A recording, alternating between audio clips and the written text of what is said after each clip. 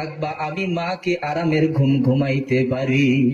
আমার আল্লাহ রব্বুল আলামিন ডাক দিয়া বলে, বান্দা বান্দি রে, তোর মায়ের শরীরের মধ্যে, তোর মার কলিজার মধ্যে তোর জন্য কতটুকুন মহব্বত।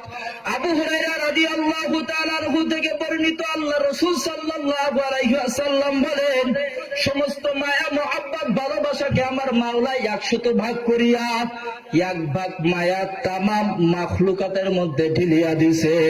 ওরে 1 ভাগ মায়া যদি তামাম মাখলুকাতের মধ্যে বিলীন করিয়া দেওয়ার কারণে সন্তানের প্রতি যদি মায়ের দিলের মধ্যে এমন ভালোবাসা আর এমন মহব্বত হয়, আমার মাওলাই ডাক দিয়া বলে, বান্দা বান্দি রে, 1 ভাগ মায়ের কারণে তোর মা করে সারা রাত্রির বেলায় ঘুমাইতে পারে না, বাকি 99 ভাগ মায়া আমি মাওলার কুদরতি ছিঁড়ে ভরা।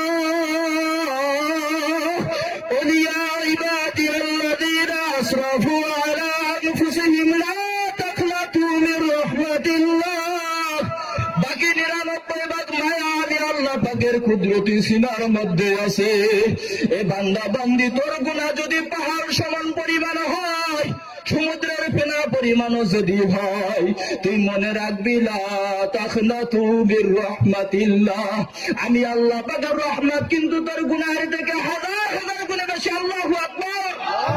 এ বান্দা বান্দি, তুই যদি তোর গুনাহগুলোকে আমি আল্লাহর দরবারে জমা দিয়া, আমি মালিক আল্লাহকে যদি আল্লাহ বলে ডাক দিবার পারো,